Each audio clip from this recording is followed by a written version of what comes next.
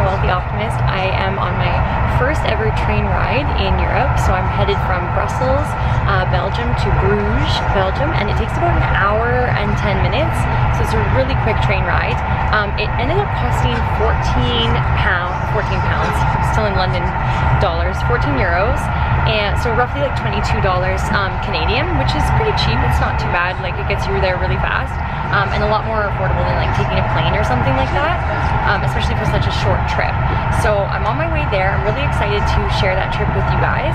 I'm going to show you a little bit of what it looks like out the window because it's so pretty. It looks picturesque out here. And I do have as well, if you've been following my journey, I have been somehow accumulating more things. So this bag here is actually got food in it and my running shoes, and I haven't worn my running shoes since I've been here. It's like 30 degrees every single day, and I'm actually debating getting rid of them and then just buying new shoes in like 3 months when I actually need to wear them, because it's going to be the summer. I'm going to be traveling like Greece and Athens, and Paris is really hot right now. I don't like wearing running shoes when it's really hot, but I'm going to wait until I get to the hostel in Brugge and then like reassess everything that I have here. I did end up picking up a couple new items. I'll link that video in the Dropbox below so you can actually check that out. It was too many great places to shop in Brussels, so it was hard not to get some really cute summer clothes. And I did give away a bunch of things that were like gray colored clothes and heavier clothes that I had planned on bringing for the winter. But yeah, I'll show you outside now.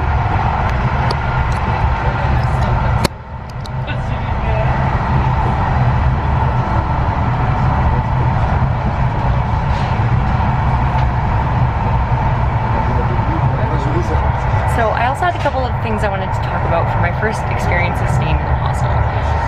The last 2 nights at the hostel I was staying at in Brussels, there was a girl who got up at 7 a.m. both days, had a shower, and turned on all the lights and started blow drying her hair. And there were 5 other people, so 6 people total in the room. And so there were 5 other people that were fast asleep when she did this. And I was just like amazed that somebody could have the audacity to wake up and just start blow drying your hair when there's like 5 people sleeping. I understand that I was thinking the first night like maybe she had a flight to catch and so she needed to do it, and I was like that's alright, but then she did it again this morning and I was just like no, like that's not okay. And the other thing that I really couldn't stand so far was people coming back. I'm not a partier, so like I don't go out at night and I don't drink and stuff like that at night. So I'm kind of like in bed or relaxing at like 10, 11, fall asleep at like midnight sometimes, depending on if I'm watching a show or something or reading. But people were coming back into the hostel at like 2 or 3 in the morning. And I was just like, this is really annoying. So by the time I finally fall asleep, then I'm getting woken up again at like 2 or 3, and then I'm getting woken up again at 7 by somebody blow drying their freaking hair. I'm too old to stay at hostels. So I already have this one booked in Bruges that I couldn't cancel, but I thought ahead and I canceled my one in Paris, and I booked an Airbnb instead.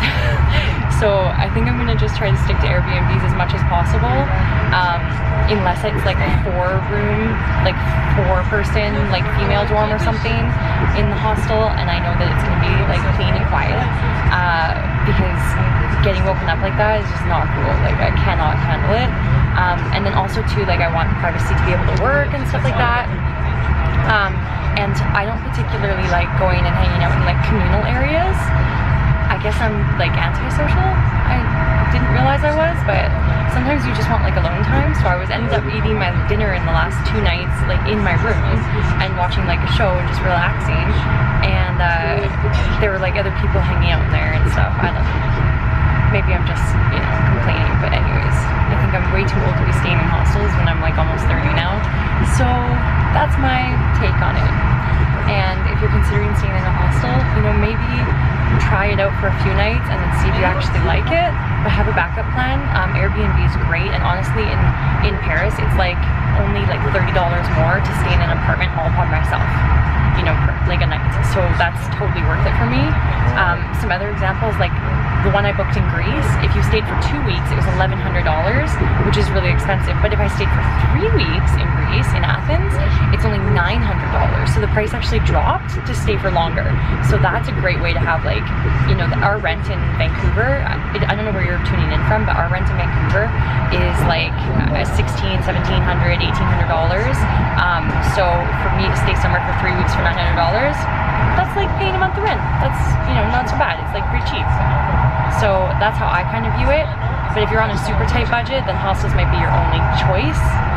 Or else you can try, instead of getting an apartment all to yourself, you can try getting private rooms in Airbnb, which is sometimes a little bit cheaper, and you can find more affordable ones that are outside of the city center. So those are just some kind of links to use. I've been using Hostel World and Airbnb so far, and yeah, it's only my first week, but I'm very, very excited that I canceled that hostel in Paris, because I don't think I could stand staying somewhere for 5 days and getting woken up in the middle of the night, and I'm sure people are partying in Paris. So privacy is definitely something I value. So I'm officially at the bus station slash train station in Brugge. It's actually not so scary to travel by yourself and to get around. It's like literally if you've taken the bus anywhere in Canada or America, it's exactly the same thing. You just have to pay attention to, like, Google Maps is great because you can actually see exactly where you're going and exactly which stop you have to get off and exactly how many minutes it's gonna be on the bus and how many stops there are. So pay attention to that and you're golden. And we're gonna get on the bus. The bus number 6 we're gonna catch from here.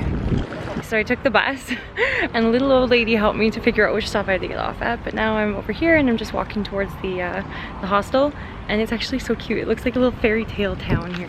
It's adorable. Like, look at this. And then there's like a little windmill. Oh my goodness, stop it. It's so cute. It's so cute, and I'm not even in the main area yet. I found it.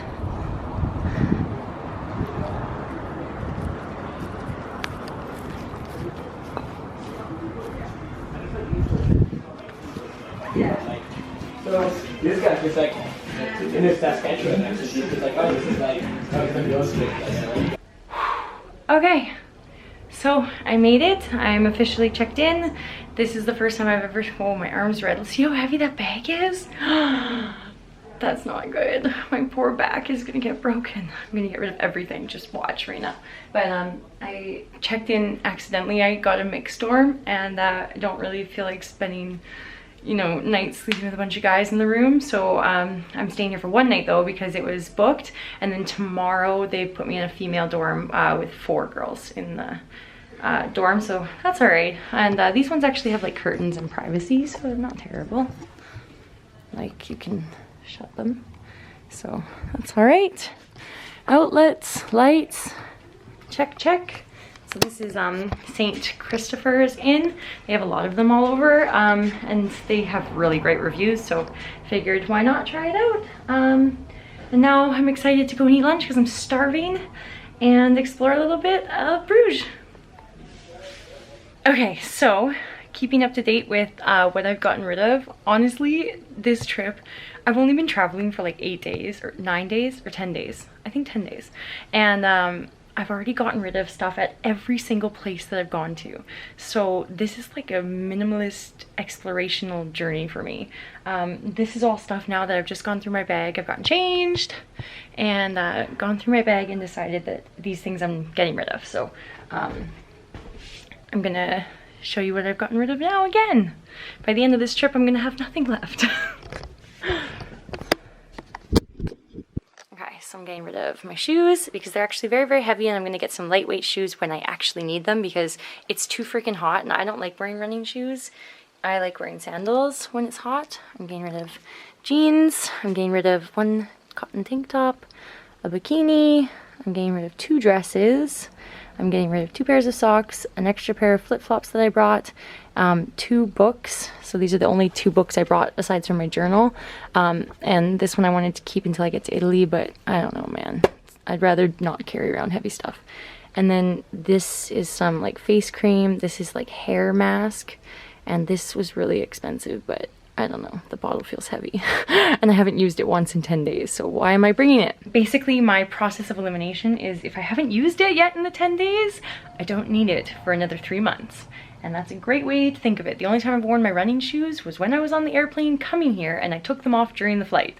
And then I put them back on to walk, and then I changed into sandals as soon as I got to London because it was too hot to wear shoes. So yeah. Getting rid of all this stuff, not gonna miss it. Make sure that you hit the subscribe button if you want to see more videos like this, and turn the little bell notification on so you can be notified when I post new videos. And I'll see you in the next video when we're exploring the city of Bruges. See you!